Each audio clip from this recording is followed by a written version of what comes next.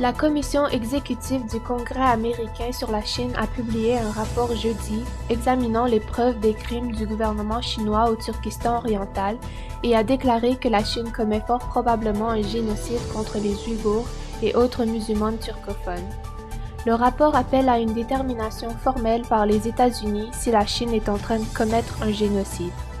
Il y a 2 semaines, Michael Sobolik, dont le travail couvrait la grande stratégie américaine et chinoise au sein du Conseil américain de la politique étrangère,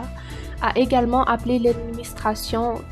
Trump à reconnaître officiellement le génocide de la Chine. Le gouvernement chinois continue de le nier, mais l'ambassade de Chine l'a accidentellement admis il y a quelques jours à peine en tweetant sur Twitter que la Chine empêchait les femmes ouïghours de devenir des, je cite en traduction libre, machines à fabriquer des bébés. Le rapport pousse les membres du Congrès américain et les responsables de l'administration à appeler le gouvernement chinois à mettre fin aux détentions arbitraires de masse, cesser immédiatement tous les programmes de familles d'accueil coercives et tous les programmes impliquant le travail forcé, ainsi que cesser tout l'emplacement d'enfants dans des orphelinats, des centres de protection sociale et des internats sans le consentement d'un parent ou d'un tuteur.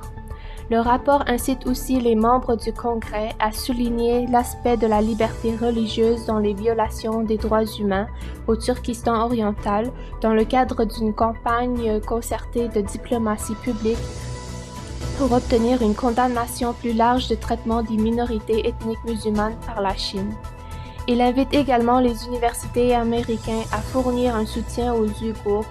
Hui, Kazakhs et Kirghizes de leurs établissements qui sont de nationalité chinoise pour s'assurer qu'ils sont en mesure d'étudier dans un environnement sûr, à l'abri des menaces et l'intimidation du gouvernement chinois, et à offrir des bourses ou toute autre aide financière aux étudiants dont les parents ou tuteurs ont été détenus dans des camps d'internement de masse.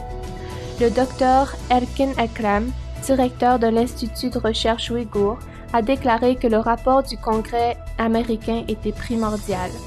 Il espère que d'autres pays suivront également le rapport. Il a aussi déclaré que, même si son pays d'origine, la Turquie, n'a pas publiquement fait pression sur la Chine pour mettre fin aux crimes contre le peuple du Turkestan oriental, elle soutient tout de même depuis longtemps les étudiants ouïghours dont les parents ou tuteurs ont été détenus en Chine.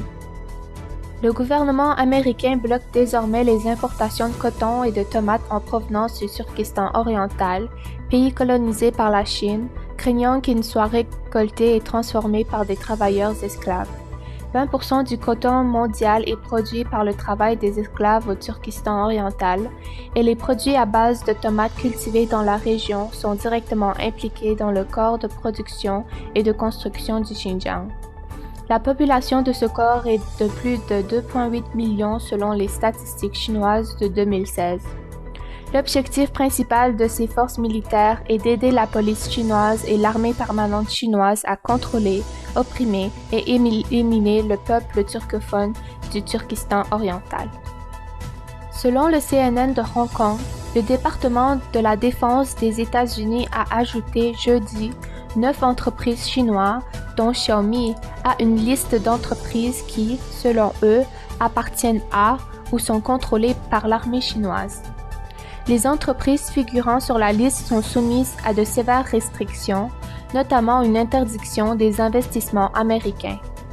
La liste du Pentagone incluait également la Commercial Aircraft Corporation of China,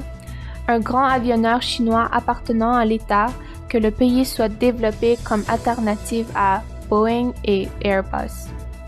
Il semble que l'administration Trump cause plus de dégâts aux entreprises chinoises quelques jours avant l'entrée en fonction du président élu Joe Biden. Le Canada incite ses alliés à collaborer avec eux contre la diplomatie agressive de la Chine. Le premier ministre Justin Trudeau déclare dans une entrevue au sommet de Reuters diffusée jeudi, et en voici une traduction libre, « Nous avons un niveau d'alliance extraordinaire, non seulement avec les États-Unis, mais avec des alliés du monde entier, pour soulever continuellement la question de la diplomatie coercive que la Chine utilise de plus en plus. » Le député canadien Garnet Genius a exprimé son espoir dans une entrevue podcast du Voice of Uzbekistan ce vendredi.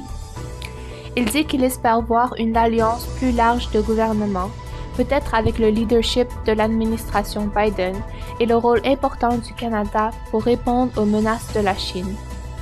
Rouqia Turdouch, une Canadienne ouïghour et chercheuse à l'Institut de recherche ouïghour, a déclaré que les Canadiens ouïghours espèrent également que le gouvernement canadien joue un rôle principal avec ses alliés, non seulement contre la détention des Canadiens en Chine, mais aussi contre la détention de plusieurs millions de musulmans turcophones par le gouvernement chinois.